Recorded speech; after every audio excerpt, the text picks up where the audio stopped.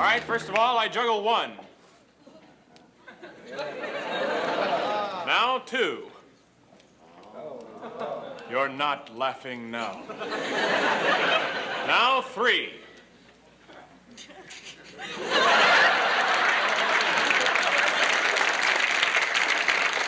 And the crowd goes wild. And into the first trick, this is a big one. This is the over-the-shoulder trick.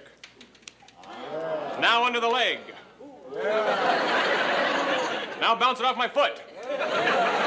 Now this is a big one, folks. This is the one that really sends me away talking. This is the one I call the big deal.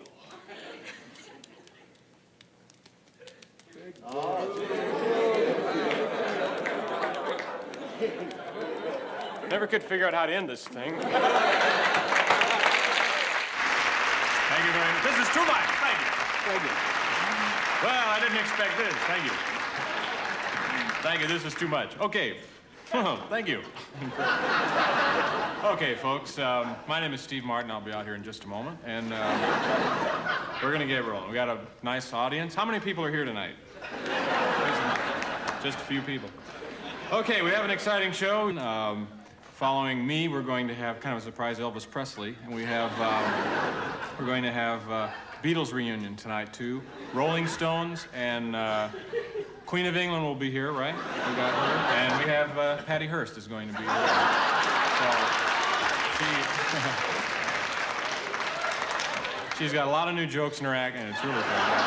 And we have the Broderick Crawford dancers. So let's get going. Here we go. Hey!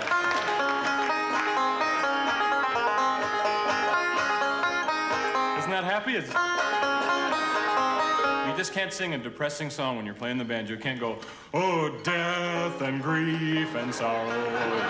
Just, I think everyone who's out of work should be given a banjo. Instead of money, and they could just go home and go, everything's great. Can you imagine the sound of 9 million banjos? People in Canada be going, okay, oh, here we go.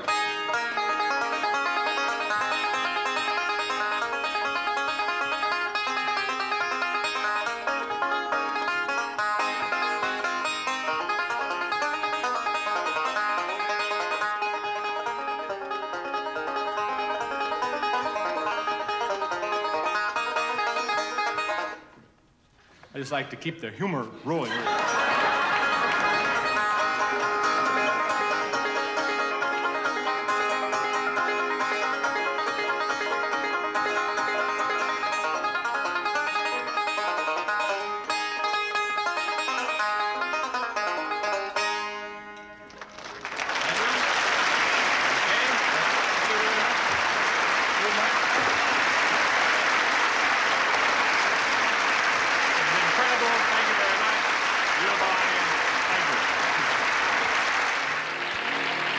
Thank you. As Tom and Dick said, I'm Steve Martin, and I'll be out here in a minute.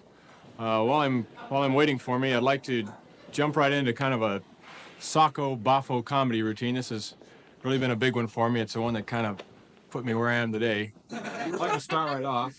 This is really a big one. The fabulous glove into dove.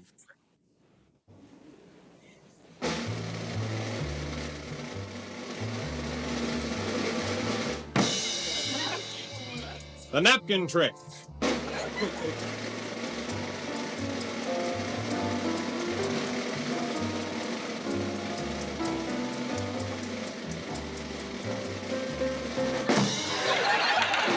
Thank you. Thank you. Thank you very much. Well, thank you. Thank you. Thank you. That'll be coming out on a record pretty soon. If you want to. Down to the big one. This is the one I call the candle trick. Use this candle here.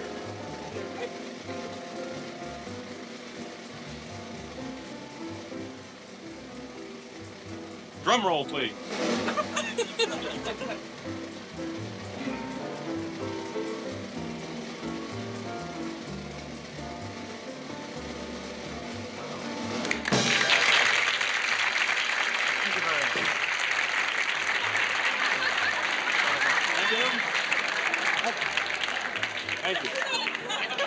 Oh, thank you. Probably wondering what this is. This is the Chinese Mystery Pagoda Box of the Dead. That's what it is. Here's an oldie but goodie. Now, ladies and gentlemen, I must insist on your absolute silence during the course of this next trick.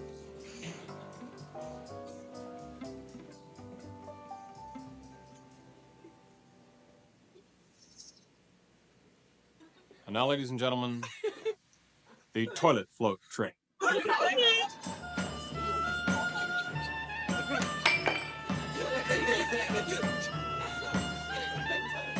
The Mystic Oriental lighting, please. Much better. The Mystic Oriental music. Oh, wisdom, virtue, beauty, truth, art, nature, certainty, courage, justice, freedom, God, and immortality.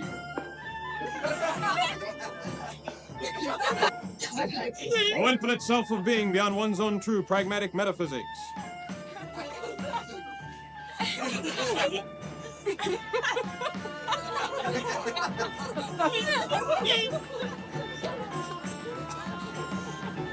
It's supposed to disappear.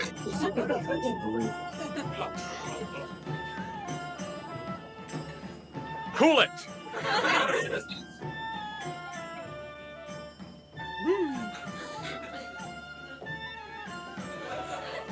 Return! Return! Return! Return, you fool! It's headed for the John!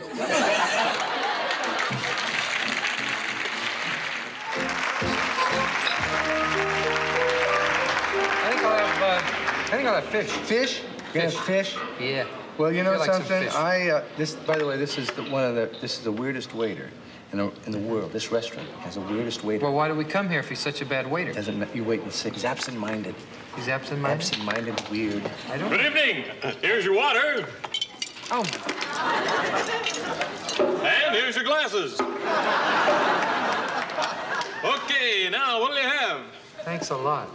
What do you have? I thought halibut steak with the Roquefort on the salad. Okay, now what'll you have? I'll have the hamburger with the onion rings. Okay, now what'll you have? I said halibut steak with Roquefort on the salad. That's a popular dish. Another fella just ordered that.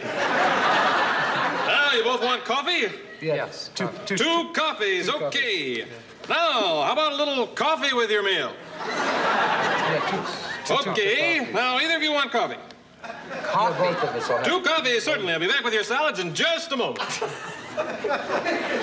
This guy is ridiculous. Look, I didn't come here for a bath. Doesn't matter. What do you mean it doesn't? Okay, here's your 6 coffees.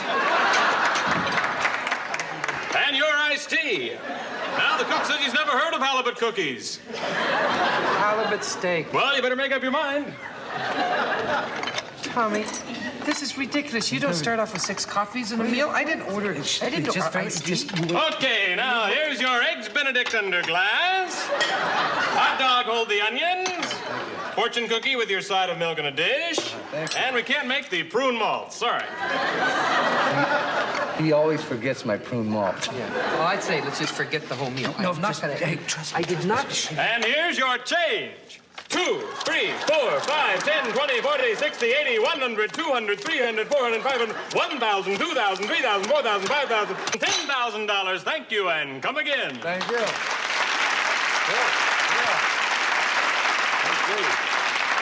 Ah, table for 2. Sure. Oh, yeah. Sit right down. What are we gonna do with it? We're gonna go to the track and put it all on Big Red. Oh, the sun shines bright on my old Kentucky home, on my old Kentucky home, far away. Okay, we're having a good time now. Isn't that happy? When you're with me, it's like being at Shakey's Pizza all the time.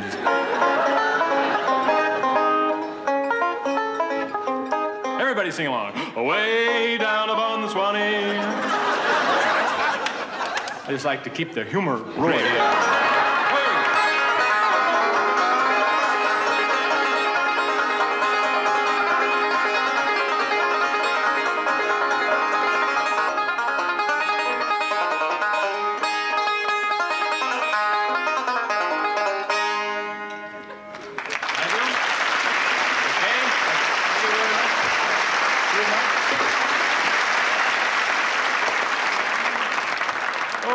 gosh, my shoelace is untied.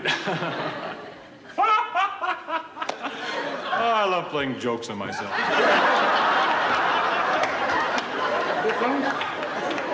Well, here's something you don't often see. Okay,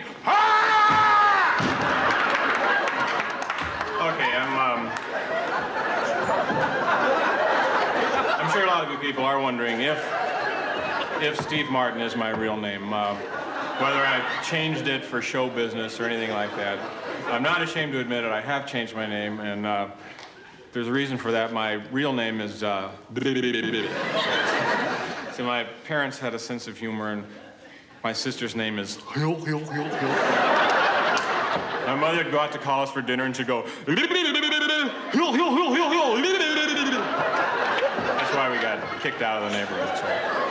See, a lot of parents forget that kids grow up and they give them kid names. You know, it's like, oh, Puddinhead. Come on over here, Puddinhead. How old are you now? I'm 42. It's Professor Puddinhead.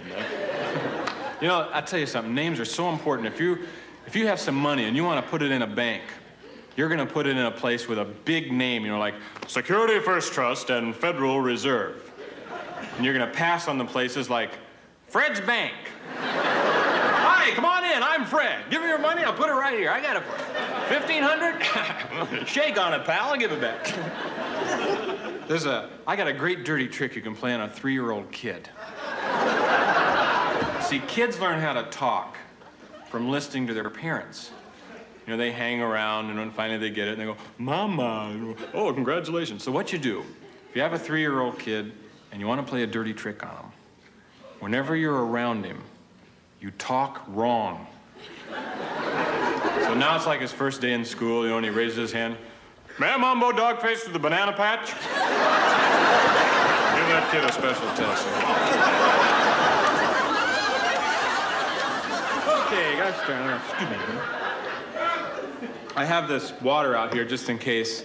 You know how it is when you go to a party or something and you don't have a drink in your hand and you feel kind of awkward. You feel like the wife of Bozo and your hands are this big and you're trying to figure out what to do with them and you're going, oh, well, how's it, what's been happening? But as soon as you get a drink, you know, it's like, thank you. See, and I meet girls this way, by looking cool. You know what I mean? It's like the important thing is a great opening line. First you spot the girl, you know.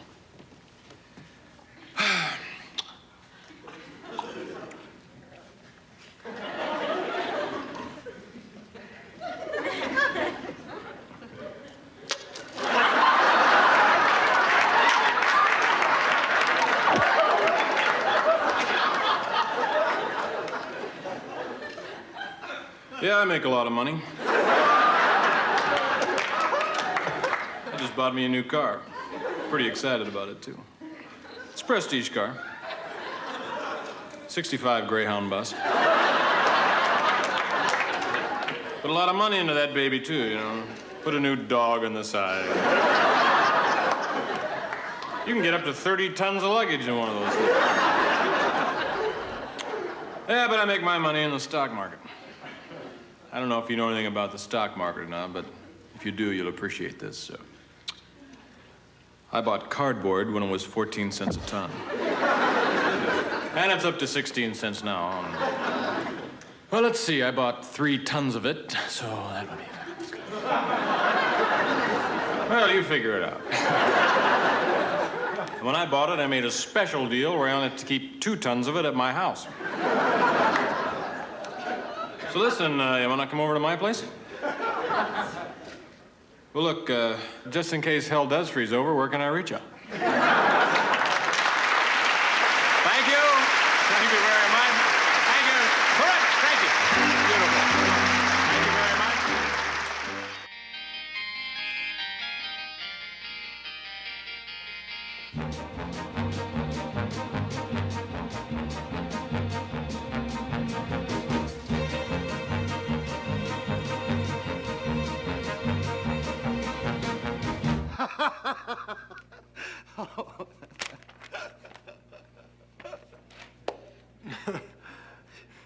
Good script.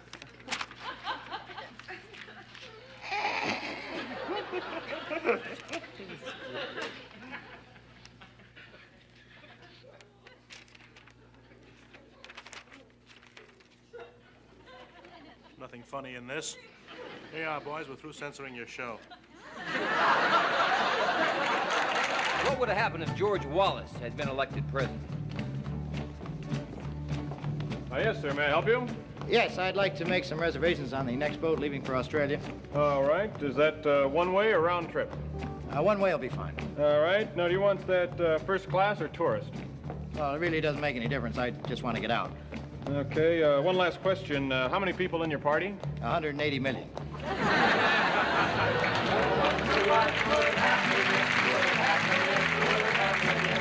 Everything you've ever seen is all reversed and tossed about. And left around, there'd be no doubt. You wondered too, and all you said came out like this. I wonder what would happen if would happen here. What would happen here? In many ways, our CBS show was like a school. We were all students majoring in the art of making people laugh and sing, and sometimes even think. Yeah, and a special member of our group graduated with honors and huge success. Welcome one of our former writers, Mr. Steve Martin. All right.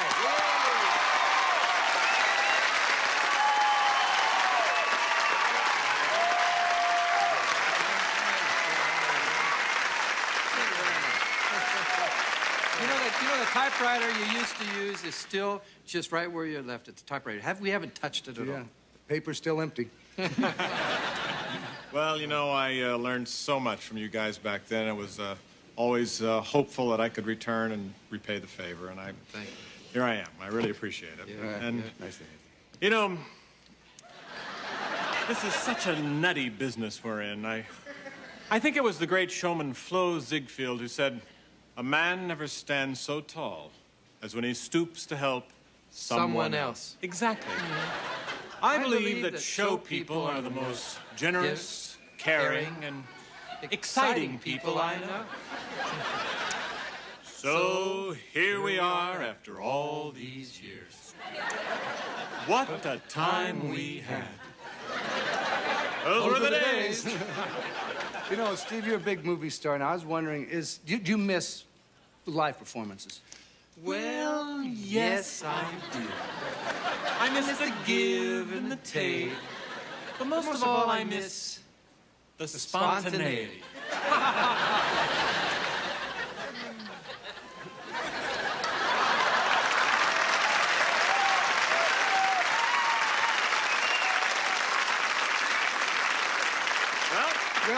Well, tell you what. Why don't I have my people call your people and we'll do lines? Great. Ciao. Adios. Love ya. There are more planes in the air today than ever before in the history of aviation. And our airports are overcrowded, and it's just about impossible to control all of that air traffic. Now, I don't know if you've ever been in an airport control tower, but at every busy airport, there's one guy, and his job is to keep track of everything. And he is called the traffic control officer. He has a radar screen in front of him, and he wears a headset like this.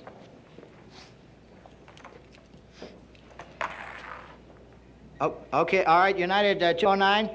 Yeah, we have radar contact. You're looking very good. Pan American 715. You haven't seen United 209 up there anywhere, have you?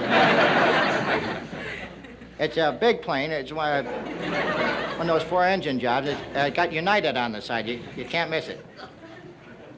Well, if you see him, would you tell him to call in? Yeah. Yeah, 715, we're pretty jammed up here. I'm going to have to put you in the holding pattern. How's your visibility? Yeah, look off to your left about 3 miles over San Bernardino. Yeah, do you see all the planes? Yeah, just take a place anywhere there you can find some. We'll call you back as soon as we have an opening.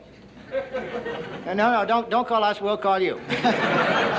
Okay, you guys on the ground. Who wants to go up? Wait a minute. Not all at once, guys. Which one of you guys has ever been up before? Which one of the two of you has an open runway in front of him? Braniff 26. Okay, straight up, you pull up at the ocean, turn right again, and then straight ahead to Salt Lake City. No, you can't miss it. It's got a big tabernacle. 715, I got to have an unidentified blip here. Blip? Yeah, listen, could you identify yourself? A Piper Cub.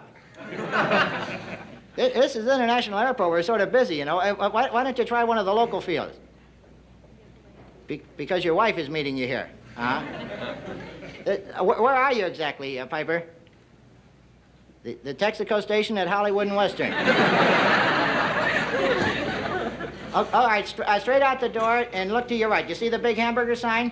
Yeah, take off over that. Now, you can't miss us. We're the first international airport on your right. Yeah, we'll leave the lights on. Don't worry. Miami 209. Yeah, you're a little off course. Could you speak a little slower? Who is this, anyway? No. Just a passenger. Could you let me speak to someone in charge? You are. Where's the pilot?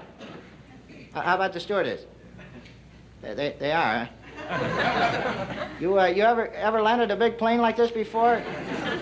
No, it's easy. You just disengage your automatic pilot. It's a lever over your head to the right. Not all the way to the right. You already pull it. I don't know how to tell you this. You just emptied the washrooms.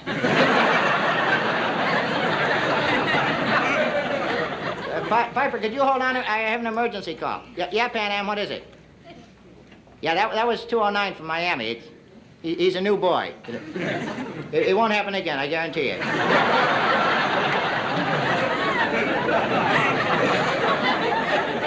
Right in the fan jet, huh? How about your wipers? Are they still working? Why don't you just tell the passengers it was a giant eagle? I think... Okay, 209, I'm going to talk you down. You see the little Piper Cub in front of you? Yeah, just follow the little fella on down. Yeah, Piper? Look, I don't want you to get excited, but as soon as you touch down, you keep moving, right? And promise me one thing, don't look behind you, okay? Okay, guys, you can take it from here. I'm going on my lunch break. Fine.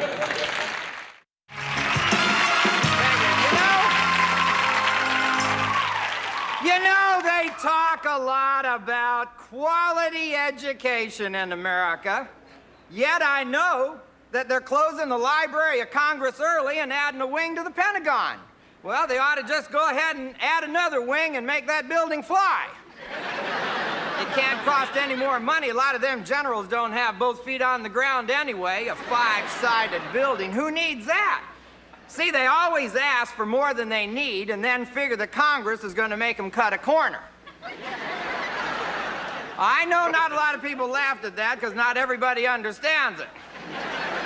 Certainly not the adults. It's just me and the kids that are laughing right now because they know about quality education in America. They know what's going on. They live it every day. They know the home ec teachers are divorced. In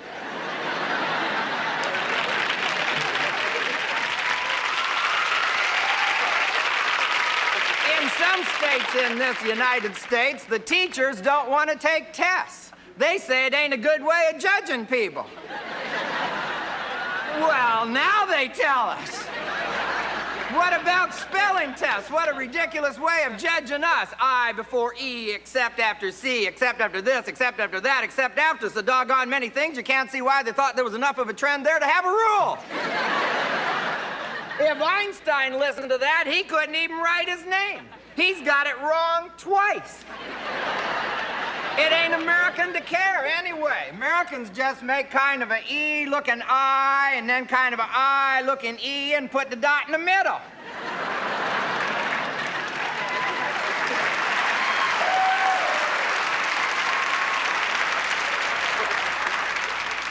Get down, check it out.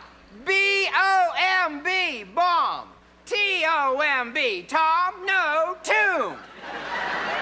If T-O-M-B is tomb, that's boom, the bomb's over. But no, that's bomb, that's tomb. Get ready. Is this calm or coom? No, that's comb. And that's why spelling bees are only won by introverted little ugly girls.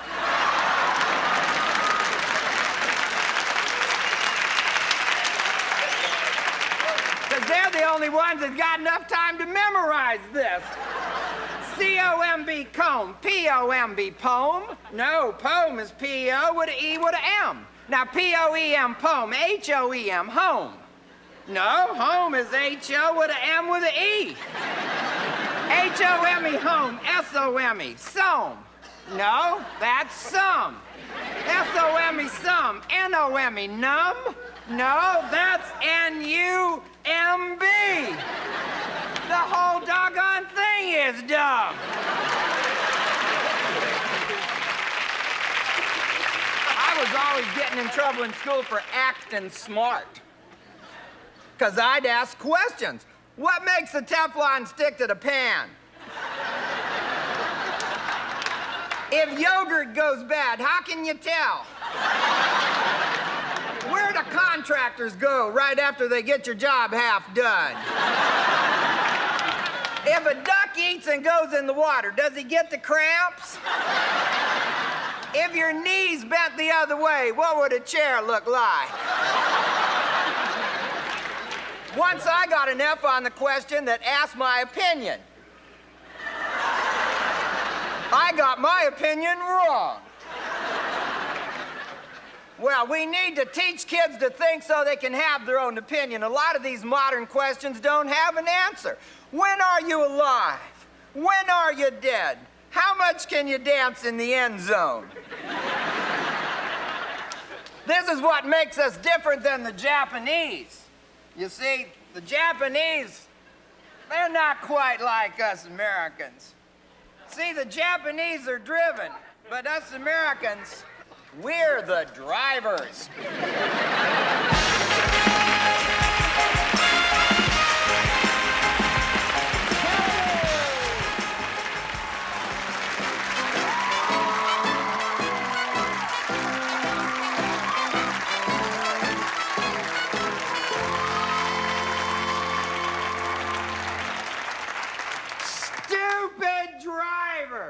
I am so tired of driving with stupid drivers. I wish I had a little rubber stick-em dart gun like you have when you're a kid. And when you see somebody driving stupid, you could shoot them and it would stick in the trunk with a little sign that said stupid. And then when the cops come by and sees a car with about a dozen of these on the back end, he pulls them over and gives them a ticket for being an idiot. They're all idiots. They're driving down the freeway right now with a seatbelt hanging out the door making sparks. I feel like I'm in a Fiero, in front of an Audi, behind a Pinto being passed by a Suzuki Samurai. This whole country is leaning forward in the car going uphill.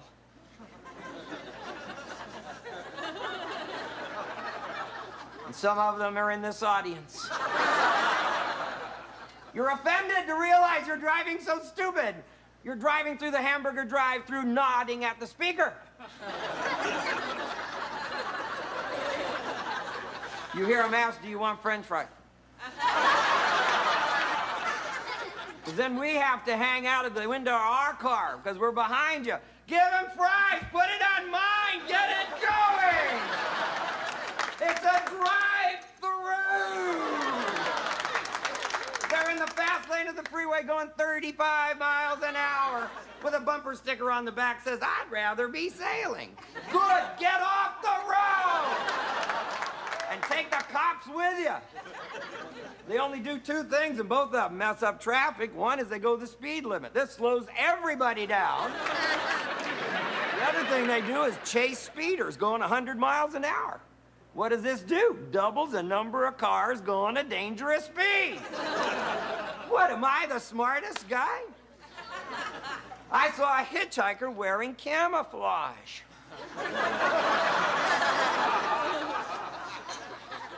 We're worried about litter on the highway, and we put up a sign that says it's fine. Fine for littering. That's why people dump the stuff out.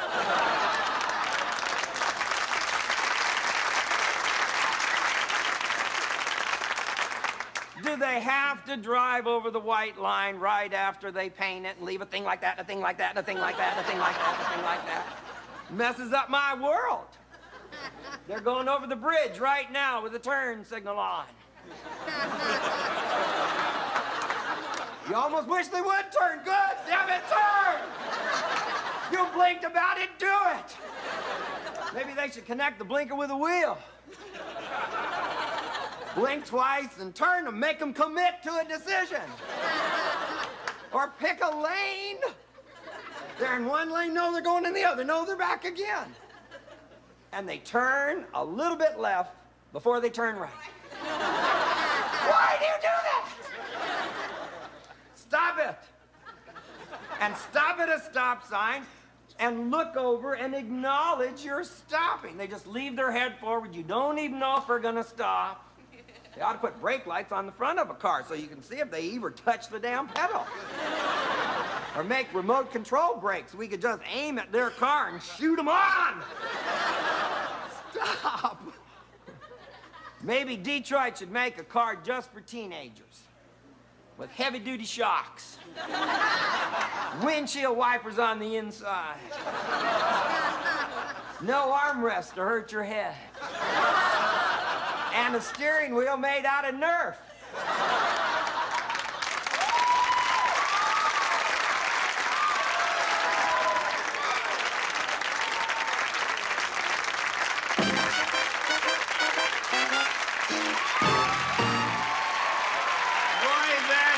Of all ages. Today I'd like to talk about what you can't do at the Thanksgiving table. Number one, we have to take Thanksgiving seriously. So let's just get rid of all this. And get rid of these toys, too. Daddy, put your helicopter up, put your dinosaur down. Give me that no noise either. We're going to learn about Thanksgiving and the proper things that we should do. Number one, make sure your napkin is on with a pin real good. All right, number one, don't pick your nose, even though this is a good one. And I have 4 of them right here to work with. Now, number two, don't put your elbows on the table. It's just icky, don't do it. Number three, don't use the napkin Mommy gave you because it's a trick. It's too good to use. Bring paper towels under your chair. Now we're talking Thanksgiving. We're talking common sense. Now, don't sing, don't laugh, don't comb your hair, don't put on makeup, don't use deodorant, and don't burp. But the baby can burp. But you gotta hold his head, otherwise it comes off. And you run the risk of him wetting something. All right, now, Mr. and Mrs. America, I want you to remember not to listen to what other people say. Now, other people will tell you to eat before you go to the grocery store. That way you don't buy so much. Well, that don't work with the liquor store, does it? Now, why did you laugh at that? That's what I want. All right, now, don't get drunk at the table either, because you might have to drive somebody home that got drunker than you. Now, when are you too drunk to drive? You're too drunk to drive when you don't take a drink with you to the car. Only the alcoholics understand what I just said. But it's common sense I'm asking for. Just common sense. You kids can figure it out. Don't put your bare foot on the table, even if your toes are wearing napkins.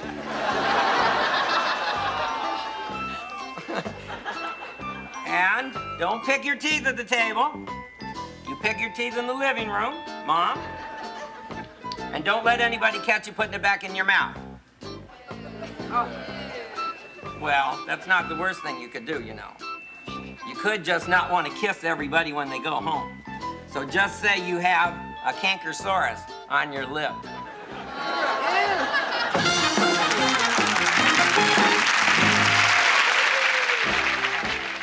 I know what a woman likes.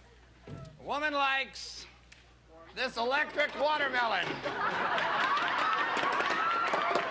Yeah, they really love it.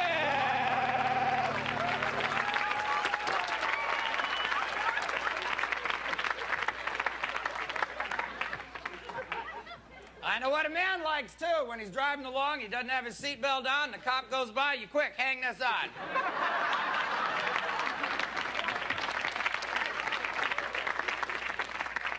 Then you can die like you want to. like an American flying through the windshield with a beer in your hand.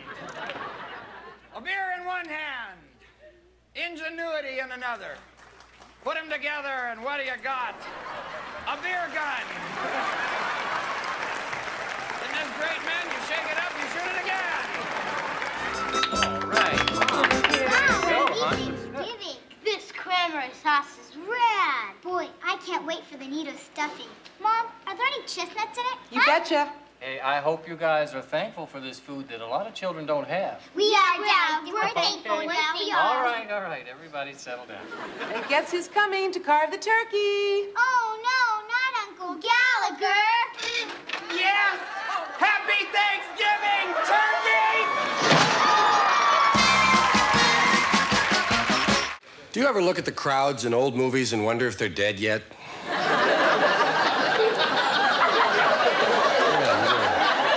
I do that. I think about death. I dare to think about death. I think comedian has to think about death.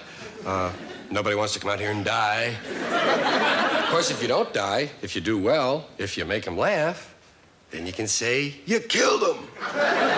So it's one or the other. Either I die or I kill you. I didn't die, I killed them. So I'm involved in death, and I think we should think about it. Death is inevitable, for one thing. It's one of the fairest things we have. Everybody gets it once. And I think that when you die, you should die big. I don't think you should just pass away. Such a negative thing. Die big, die in style. Take advantage of the moment of death to teach and entertain. Like I say, go out in style. Now, the only reason I imply that you have a choice about how to go out is a very little known and misunderstood portion of death called the 2-minute warning. Everyone receives an audible signal 2 minutes before they die, right in the ear. 2 minutes, death coming, make plans. And the reason we never hear about it is because the only people that get it die 2 minutes later. They don't have time to explain it to you. Really. And actually, you wouldn't believe it. No one believes it. I mean, would you believe a guy on the bus who says, hey, I just got my 2-minute warning? I think it was some football coach out on the town. By the way, there is one exception to the 2-minute warning. We people in theater, those in show business, we do get 5 minutes. 5 minutes, Mr. Carlin. And I say you can use the time to really go out in style. Let's say a speech. How about a speech? You get your 2-minute warning. Use the 2 minutes. Deliver a 1 minute and 50-second speech on the subject of your choice. Just wail something you really enjoy, something you're into, and espouse it fervently and really build up to a great crescendo and then say, and if this is not the truth, may God strike me dead. Yes, now,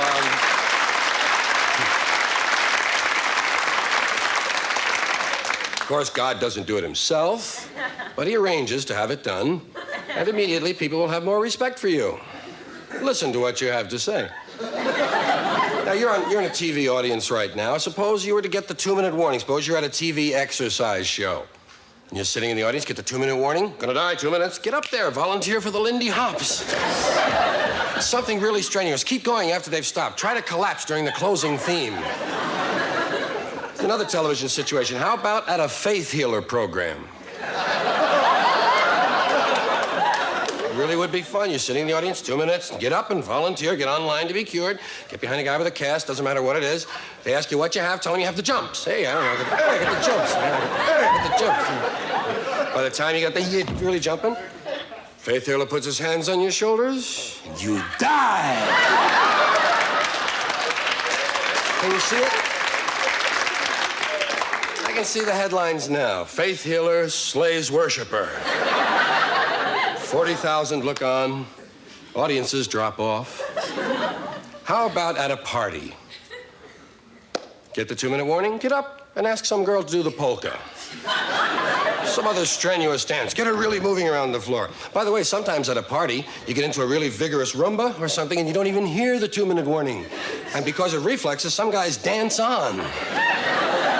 We've had guys win posthumous trophies for dancing. Here's a good one at the ballpark. Let's say you're at the baseball game, you get your 2-minute warning, run out onto the field and start punching the center fielder in such a way that he has to punch you back. Time it just right. Boom. Well, it's not exactly a great way to die, but it's a nice lawsuit to leave for your family. You do have to think of the family. If you're in the office and you get your 2-minute warning, why not get up and go over to the guy who usually takes up the collections for people who die? You ever had anyone start their own collection, Fred? Like to start it off with a biggie. 50 to me. Hey, why not? Be a leader. Now, one final thing about death. There's something you can do before dying. You can program in some post-death reflexes. As you know, there's electrical energy still in the nervous system, and every now and then a person that's already gone has a little reflex. Why not program in a few to keep the folks entertained all during the mourning period? How about rolling over during the autopsy? Keep clearing your throat at the wake is another one. Look at that, thank you. I just got my 2-minute warning. I'll use it to tell you about one aspect of death we've all theorized about. This idea that as death approaches, as it comes, you see a movie of your life, a quick replay of your life. First of all, it seems like it would be mathematically impossible because as you visualized your life, you'd go all the way through your life and you'd be there standing where you were. You'd have to watch yourself die, but you couldn't because you hadn't died. You have to watch your life all over again. It's like waking up in the Clark Theater in Chicago at 3 in the morning. You don't know what's on, but it really doesn't matter. You're on. A lot of people, when their life runs back, they've had such a dull life that they don't even notice it was run back. Some people, their lives are in black and white and out of focus. If you've had a really hard life, the projector keeps breaking. Everyone around is yelling, "We want the show, we want the show." Well, we'll get back to the show. 2 things to remember about death. One is, it's so great, you really ought to save it for last. And secondly, the first thing that happens after dying, as you begin to process in on the other side, you pay a $500 death fee. It's your levy for death, $500. The only thing certain after death is taxes. Good night.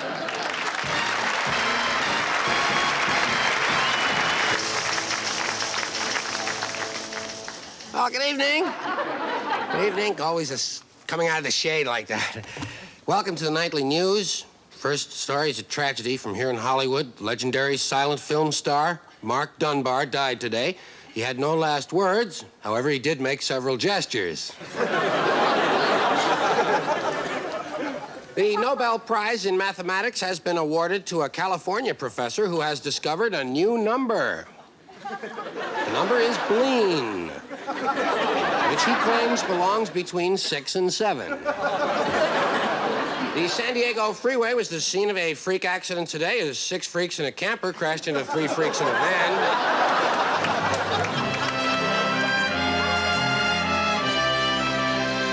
Well, you know what that means. That means we're going to Rome. No, not socially. I mean we're cutting to Rome. Okay, Rome, cut. Hello, America. This is Father Guido Sarducci, gossip columnist for L'Osservatore Romano. And Europe is my beat. I have just returned from France, where I uncovered a very big story.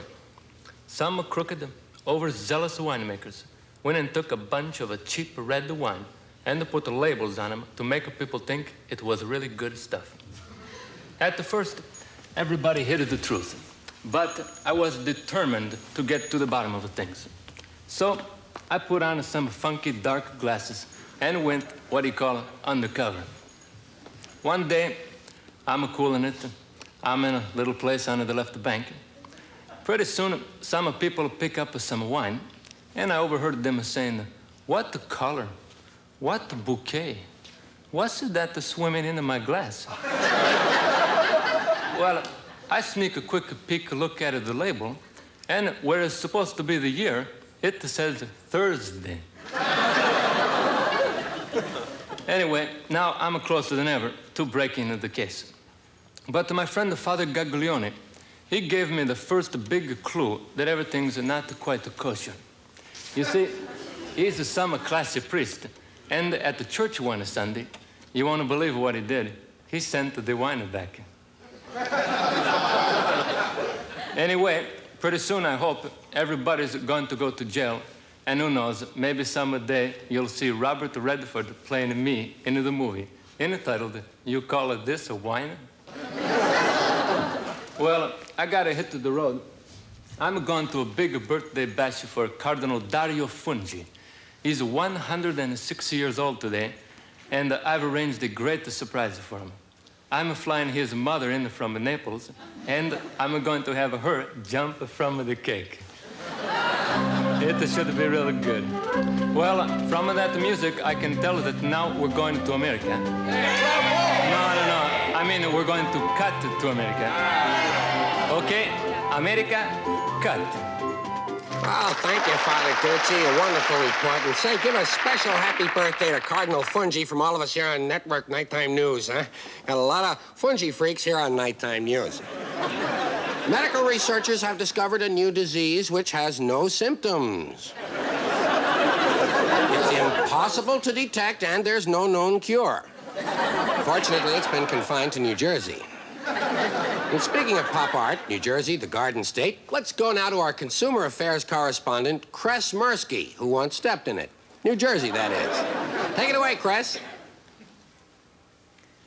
The win button has taught our family how to cut down, to whip inflation now. The twins are now sharing a room on the yacht. The poodles are now eating dog food. We've put a payphone in our Bentley. Our plumber no longer lives in. We put sturgeon in our pool, and we are growing our own caviar. And this year, for the first time ever, to really get behind the president, our family has decided to pay taxes. George. Thank you, Cress. The Food and Drug Administration announced today that the glue on postage stamps causes air sickness in chickens. They've also announced a change in policy. The Food and Drug Administration has said that because of the large numbers of unsafe foods on the market, from now on they will announce only the safe ones. Today's list, macadamia nuts and wax beans. Just got a bulletin. Well, you're all going to remember, I know, Miss Laurie Lynn Lawrence, the 1975 Rose Bowl queen, the girl who for 48 consecutive days has refused to leave her float. Well, tonight, there may be a breakthrough on this story. And our mini camera is going right now to Pasadena. Take it away, Minnie, in Pasadena.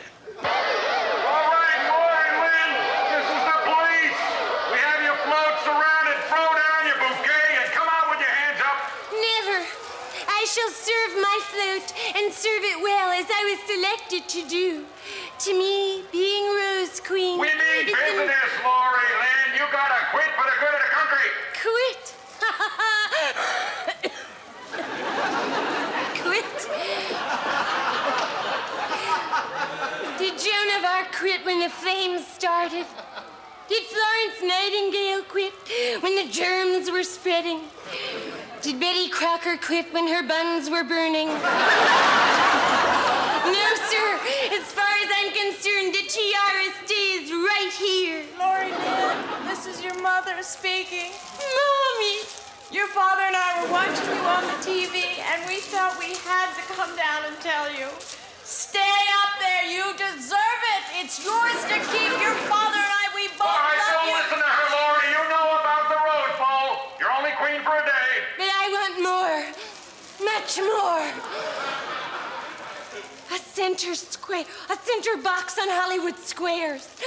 Yes, I'm not just a fly-by-night queen. No, I have depth, talent, congeniality. I can sing, I can hula, I can needlepoint, and all at the same time. If you won't listen to her, maybe this will help. Listen, my child. This is Father O'Callaghan speaking. Why haven't I seen you at Mass lately? I'm Presbyterian, Father. Well, as long as I have the microphone, when Irish eyes are smiling... All right, Laurie, we're coming in! I knew you'd resort to this, but I am ready for you.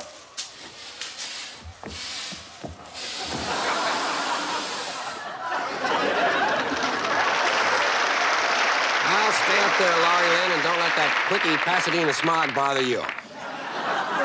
What a gal she is, and another great gal, of course, is our weather gal, who's not with us today. Oddly enough, there was no weather today.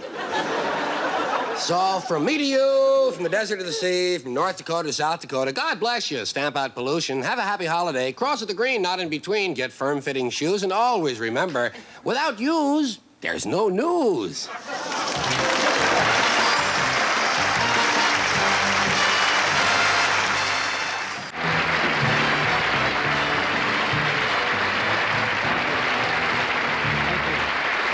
Thank you. Thank you. It's not necessary. That's all, huh? You don't know what a thrill it is to see me in person. I'm on the wrong side of it. I'll tell you very truthfully, I don't care if I'm a hit or not. It's not important to me. I got enough money to last me the rest of my life. Unless I want to buy something, then I'm... That's my best joke, mister. You never saw a Jew before? He's looking at me like he's waiting for a comedian to show up. A lot of people think I'm Jewish because I talk like this. I put this on. I don't have to talk like this. I could talk like this.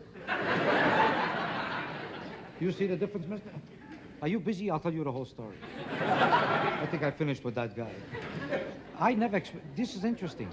Not to him.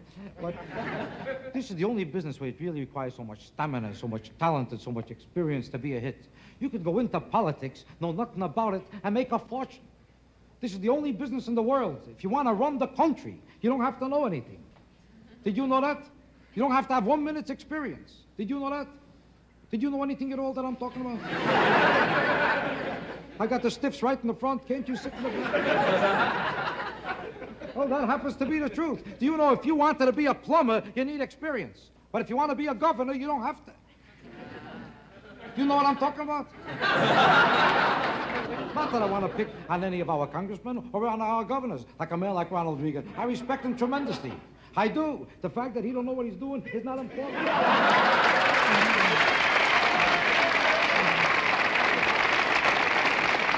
But the truth is, I have the highest respect for him. Anybody who could know nothing and hold a job is a fantastic person. I'm kidding you. I made a couple enemies there. Because I don't want to pick on him. Because the truth of the matter is, it's a great democratic process that can elect a man like this, who is... But, you understand what I'm talking about? Well, how did he get the job? Not that I'm picking on him. I don't know if you noticed that.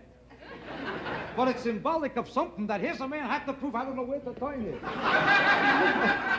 Just when I think I'm doing good there, I lose there. It's symbolic. Anybody who wants to see. It's symbolic. I feel like I'm surrounded by Arabs. It's surrounded.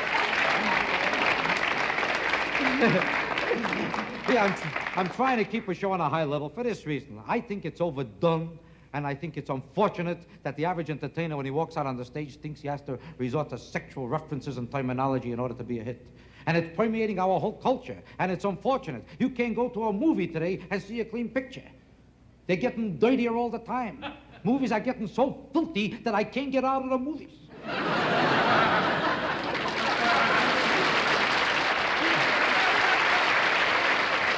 And I think it's unfortunate that they're making sex the major issue of our time. There's more important things than sex. Could you think of something? Why do they talk about music and things like that? Don't you think music is more important than sex for a man in your condition? I always thought it was. I always did. But then I started to notice that if I don't hear a concert for a year and a half, it don't bother.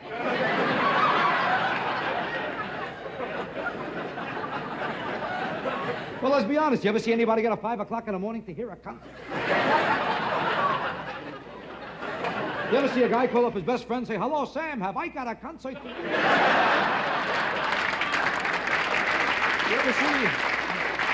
You ever see a guy go into a strange town and say to a taxi driver, "Listen, you know there's a hot concert?" You understand that? Sex is not dirty. Sex is life. It's life. Isn't it life, mister? Are you stupid? I'm asking you a simple question. Sex is life. Without sex, would you be here? I think you would. That's not nice to say. I was looking at you, but I'm thinking about this guy. And the whole idea is stupid because children don't learn the facts of life from adults. Do you know that? They learn it from other children. They learn it through games that they themselves don't even understand. You ever see how every kid in the world plays doctor? Now, you think they don't know what they're doing? Why don't they play accountant? I never saw a kid play accountant. Even the kids that want to be lawyers play doctor. If you want me to tell you the truth, this great overemphasis on the whole idea of sex has created more divorces in America than any other single cause. Do you know that? Because when a man looks at a woman before he marries her, he's not interested in her as a human being. Watch any man asking a girl out on a date. Why do you think he picked out this girl? Why? Mister, do you think because she's an intelligent person? Does a man ever think of a woman's intelligence before he marries her? He's not even listening when she talks. If she looks sexy enough, he doesn't know what she's saying. He doesn't care. She could tell him, I got 3 days to live. He says, good, I'm only here for the weekend. Does he care? Did you ever see a man notice a woman's intelligence at any time? A girl could graduate 300 colleges, get 100% on every subject of every study she ever made on anything. Who am I talking to? She could be the biggest genius that ever lived, but if she's got a mustache, then another woman could be an idiot. Never got more than 38 on anything, but if the 38 is over here... Do you understand what I'm talking about? I never saw a man that cared about a woman's intelligence. And a woman knows this. Women like to think that they're interesting a man on the basis of their mind. And they resent a man who doesn't like them for themselves, who's not interested in their mentality and their mind. They resent the fact that they want them for physical attraction, because physical things should mean nothing compared to their intelligence. If that's the case, then they really believed it. How come before every date the woman always goes to the beauty parlor? You ever see her go to the library? I never saw that. Why do they show you so much cleavage? Why don't they show you a report card? And why do they wear skirts up to here? What are they trying to show you? Their intelligence? You understand this?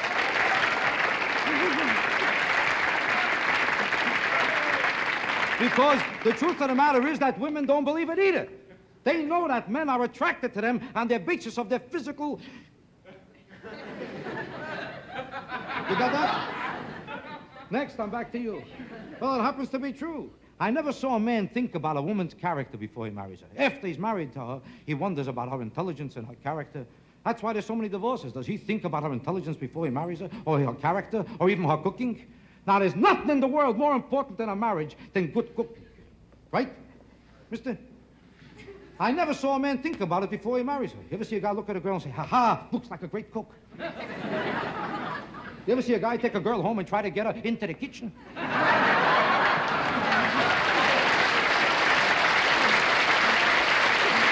have to leave you now because I took a day off from my regular business just to be here. This is not my regular business. I'm a builder. You know what I recently built? An 11-foot pole. That's in case I meet a girl that I can't touch with a 10-foot.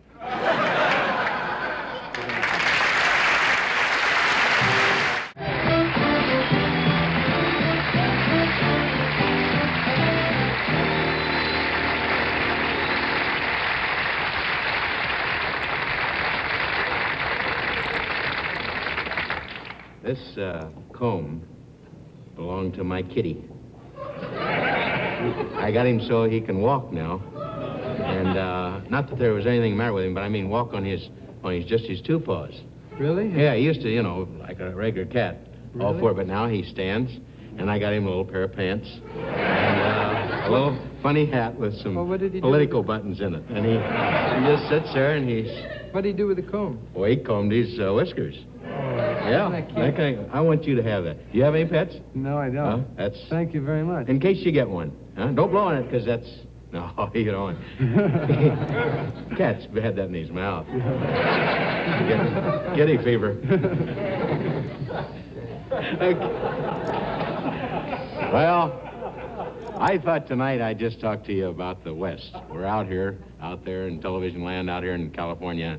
And years ago, maybe back in the 1800s, a little group of clowns got in a funny little wagon with a sheet over it, and some cows and horses and a little doggy and a kitty.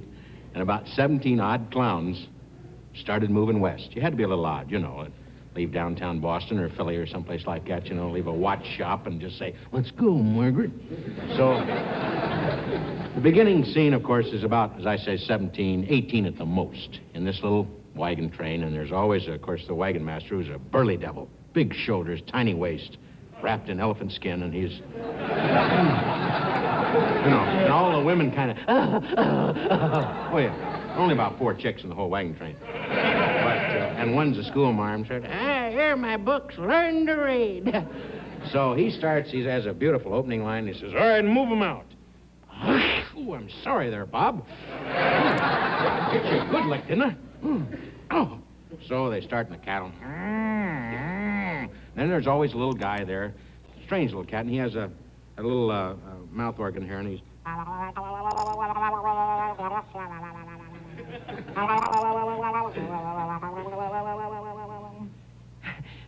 and he's a nervous kind of guy. And then there's a guy dressed all in black with beautiful pearl-handled guns, and he's a little kind of, minty type guy, but good shot, And he says, oh, I hope we see some savages.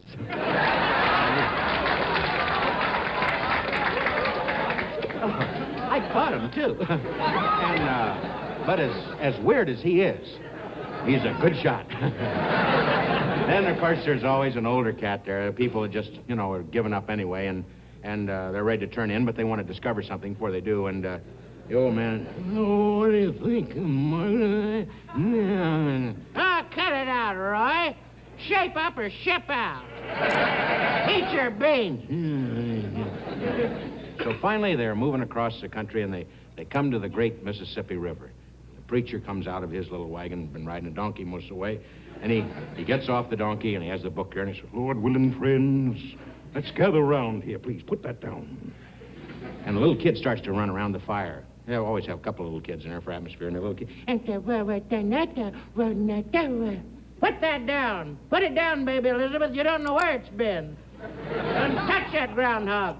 That cook all over its body. So,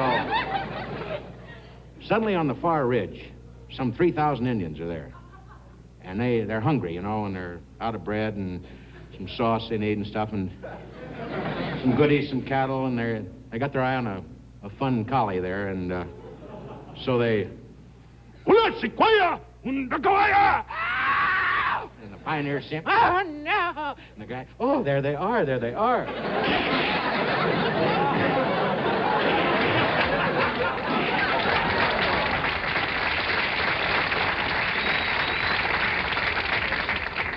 Suddenly, of course, the pioneers are hiding behind the wagon wheels, and the dog is... And they're... Ow.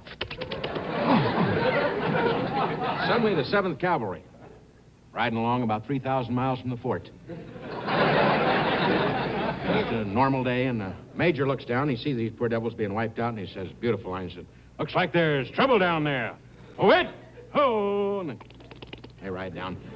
And, of course, the Indians see these poor devils and the 7 clowns in blue from this U.S. 7 Cavalry, and they just come unglued. The 3,000 Indians are... And there are more hours. And the pioneers are jumping up and down. We're saved. Oh, we're saved. Oh, yes, we are.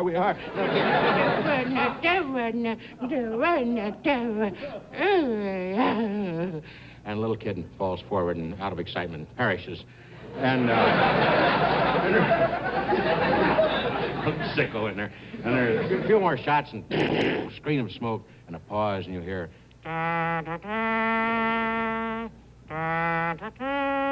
Not bad.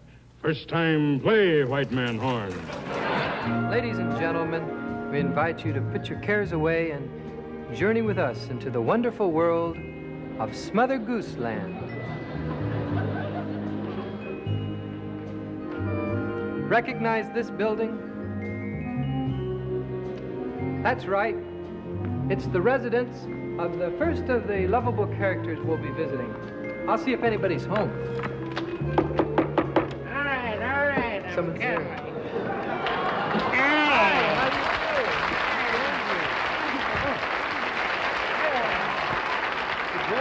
Toilet, kids. Toilet. There's so many kids in that burnt boot. It's Hey, Flowers. you're the old lady who lived in the shoe. I'm Dick Smothers. I've come to visit you. No kidding. Yes, how do you Dickie do? Smothers. Don't touch me. I'm sorry. I wondered what's the matter with your shoe? It Well, looks I'm pretty tired run of down. this old shoe. I want a modern one. This is a slum shoe. Well, it is. The lining's cracking and peeling. The heels are worn. The whole shoe is tilting. Cool it, kids. Drink your shoe polish. Rats. You must have a lot of children. A lot of them, Daddy. How many? There's about 112 of those little clowns in there. 112? That's right. Well, how do you feed 112 children? Well, you don't really. That's a lot of You just kind of drop them every once in a while. Pull them. What do you tell me? What do you plan to do after they're all grown up and they've gone away? You know. What do I plan to do? I don't know, really. I don't know. You don't know? No. My mind left me there. I don't know. These flowers, I guess I can live off those for a little while. That's tell a me. goodie Oh, well, there. 112 That sent kids. me pretty high yesterday. Well, 112 What kids. did you say? I said a lot of. Lot of. You thought I said poppies. I thought didn't you s- said I didn't say poppies. that. Isn't that No, something? with 112 kids, it must keep you quite busy. It does. It keeps me active. Well, I understand that you've had some money sent to you to keep this. No, I haven't had any money sent. We haven't had a cotton-picking cent. I've did you- jammed all the kids into the toe, and it's not easy living in the toe of a shoe. Well, why don't you have someone come and fix up Well, your I've shoe? tried. You can't get anybody today. Well, no, you could try. I had a gardener come in for a while, but the kids teased him, put him in a little chair, twirled him around, stuck things at him. Boy, Danny, they drove him out of his gourd. Well, that's terrible. You should have more discipline with your children. Well, I try. I mean, I just don't have a man around. That's what I need. That's the hang-up. That's right. but- Hey, no. how about you? Hey, No, you've how got too old many are kids. you? I'm too young. I'm a little Huh? kid. I'm only 20. Lay it on me. How old are you? 28. Wait. How old are you? Hey, kids, I got a live one. Come on. Come on in. No, man.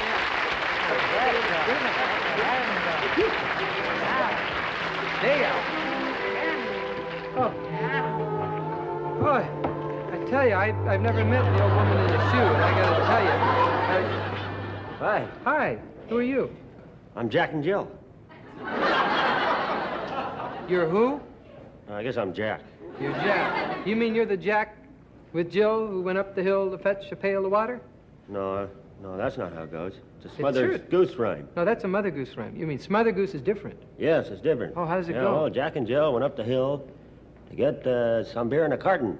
You're in a carton? And when they got there, the beer jar was bare, because on top of the hill was Dean Martin. Out. And of course, I think we're all familiar with these lovable Smother Goose characters. A little Miss Muffet sat on her tuffet, eating her curds and whey. And little Jack Horner sat in the corner eating his Christmas pie. He stuck in his thumb, and he pulled out a spider. And frightened Miss Muffet away. And I've got her tuffet.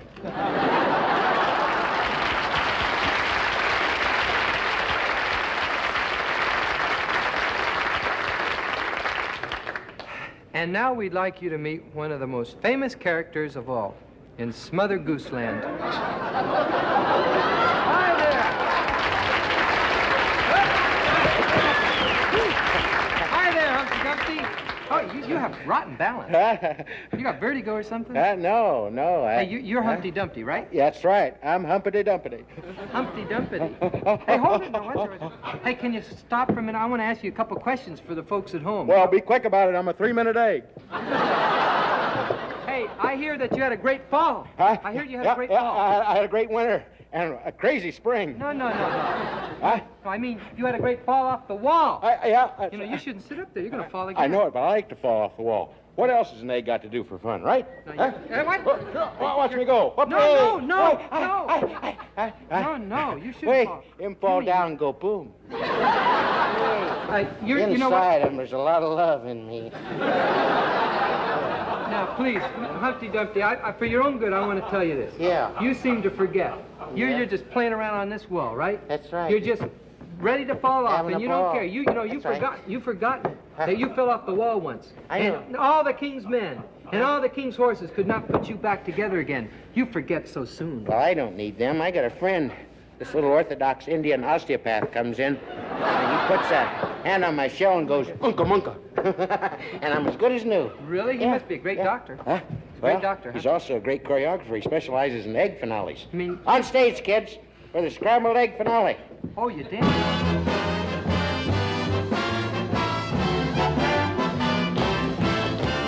Keep your sunny side up, up. Keep your sunny side up. If you have 9 eggs in a row, broken shells cost money, you know. Keep your sunny side up, up. Get the butter come through, stand up on your legs. They like to fly eggs.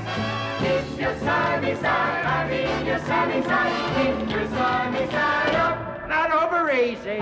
Keep your sunny side up.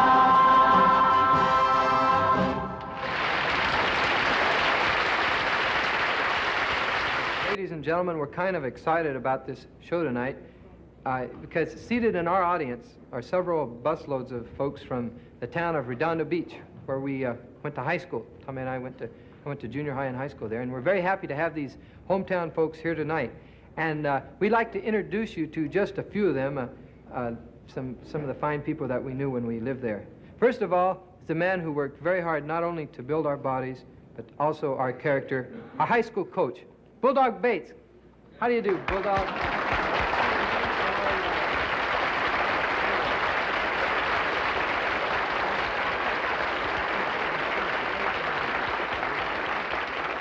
You're not nervous, are you, Coach? No, I just, it's been so long, Dickie, since I've seen you. It's been a good 10 years. Oh, at least. 10 years. I wanted to embrace you, but society frowns on that. Dickie. That's great. You remember the time, you know, this whistle around my neck? I noticed. I still blow it from time to time. You remember that you were class of 57, weren't you? That's right. Tommy was 55. 55. What difference to make? 55, a couple of years.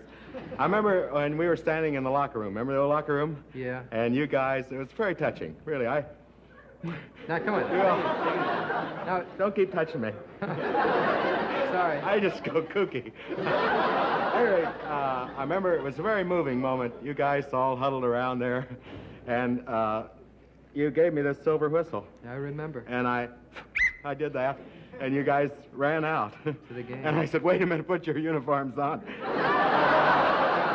And you came back in, remember? Just, Delayed the game a good half hour. It did, a half hour. Do you still have, you said that when we left you're going to keep our locker special. Oh, I sprayed it gold.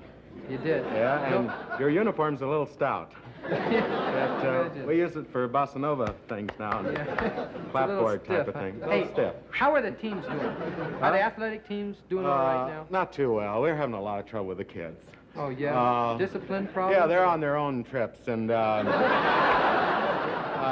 lot of camping trips. How about basketball? Is basketball? How about basketball? Well, we don't have a net, and we certainly... Oh, they used mine. But baseball, the guys always boo me because I throw funny. Yeah. Football, come on. Oh, no. We used a little pig. A real pigskin. Lasted 3 quarters. And we had bacon on for breakfast one time. Oh, it died. But... track team's doing all right? Track team, yeah, if you really, you know... I have a little pin cushion, and I kind of... And they just... Oh! That's another thing, I run funny. I have tiny feet. Got me out of the service. Boy, did I want to go. Ow, ow, ow, ow, ow. Fall down, fall down. Wait a minute. Coach, the coach is being very modest. Now, ladies and Bulldog, you got to tell the people, actually, it's a sad story. He actually wanted to enlist in the Second War, and it was Yeah. that football knee, and you couldn't It get it was. because of the knee. It was the I know football knee you and make fun of it. track elbow and Yeah. and I had a Cauliflower. yeah, well, my head was all funny. And well, when I was a young kid, a doctor jerked it like this and all the way around. Who do you think is the greatest athlete that ever lived? You've known them all, you've worked with them, you've played with them, and you've coached them. Now, who do you think's the greatest one of all? I was saving that one too. Coach. Flock of them flew. Yeah. No, that's a butterfly. I thought it's arcade. Could you keep your foot down? I'm sorry. You're a little strong. Yes. Coach, come on, step up. We're getting off the mark here. Off the mark? Right. That's show business talk. I see. We're on television. We have to Sorry. be right on the mark. Well, Now, who is the greatest athlete that ever lived, bar none? I'd have to go along with King Kong. We could never get sneakers on him. Great to have you. Great to see you. Goodbye. Oh, sorry.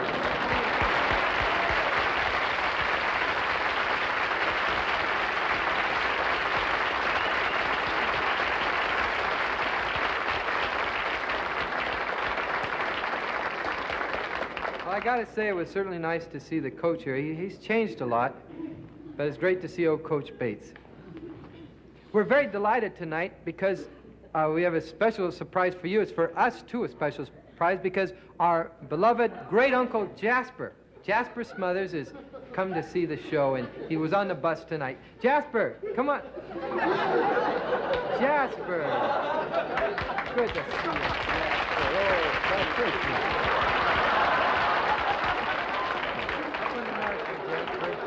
How are you, Jasper?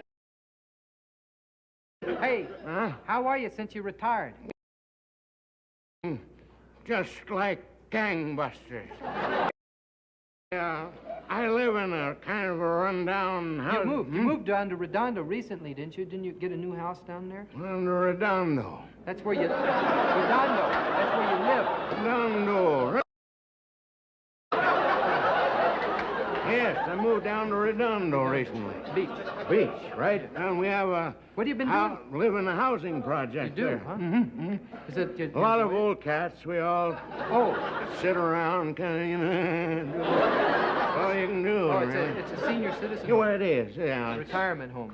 Yes, definitely. Well, what do you do with all your spare time? Well, Sunday is our big day. We all sit on these little multicolored camp chairs, and we watch the airplanes land. Oh, that must be fun. Well, it's kind of fun when you consider we don't have an airfield. And the little Piper Cubs come in. I always run out and get the goggles off there. Hey, Jasper? Yeah. Jasper, you I feel used all to right? collect bees. Hey, can you tell me how is Aunt, I haven't seen her for so long. Aunt who? Martha. How is Aunt Martha? No, it was Aunt Billy Joe. Oh, with Aunt Billy Joe? How is she? Looked like a boy until she was 30. I haven't seen Aunt Billy Joe since the wedding. Really? Yes, since the wedding. What happened? Well, she had baked a beautiful cake, and then she threw herself on it to protect the people from eating it. Well, what's ever become of Aunt Billy Joe? Well, last time we seen her, she was walking along the beach. Hair wild. Lipstick all over her face. I don't know, and singing? Had a little sauce in her right hand. Moving along and grabbed a huge seal and squeezed it. And then sat on a rock and sang, I care for you, made me my dream. Nobody could make it out, including the seal. The seal. Frightened the animals. Their things fell out of their faces. Yeah, tusk. I have one. I have one somewhere. And what'd she do, just sit on the rock like that? Oh, yeah. Just spit soda for a while. She had kind of funny fairy wings in her back. And, I'm sorry I brought that up. I didn't know she'd so am gone I. off like that. Oh. I'm very... She's been out of it for a long time. I'm sorry. It must be very bitter No, memories. they're wonderful memories. Hey, you look in great shape. Well, I gotta say that. You feeling great? I feel great. There are a lot of young people around that, are able to look through the cyclone fence at us. Yeah. And occasionally I go up and sneak a kiss, with a teeny bopper, and that turns me on. And then the child regresses into the bush. You're very young at heart, I must say, Jasper. Great for throwing cookies to him. Do you know Coach Bates? Yeah. Because he had a lot of problems. Yeah, but he's very hip on exercise, and you look like you must exercise a lot. You're in great physical shape. Now, how do you look so good at your age? Well, tell the folks how old you are. I'm going to give you a little secret, Dickie. Yeah? And all the folks out there in television land. Out of your chairs, put your bear down, drink whatever you're drinking. Attention. I have all my suits made out of saran wrap. Keeps my body fresh.